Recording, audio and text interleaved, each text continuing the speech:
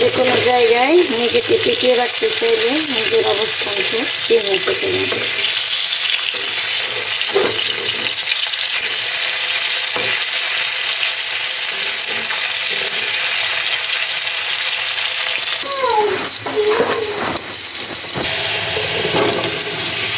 মশলা কষিয়ে আমি সবজিগুলো দিয়ে দিলাম কিছু। অন্যের সফলতা দেখে কখনো হিংসা করা যাবে না, তাহলেই জীবনে সফলতা অর্জন করা সম্ভব। রেখে দেব, ভালো করে মশলা কষিয়ে নিতে হবে সুন্দরভাবে।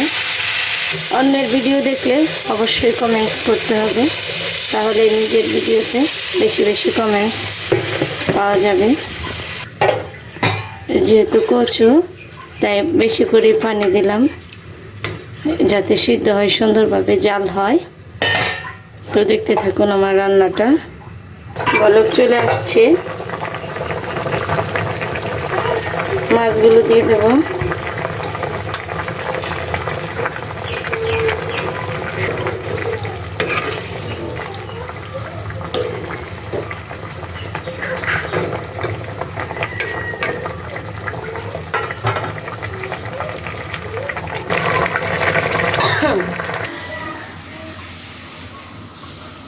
তরকারি রান্না শেষ।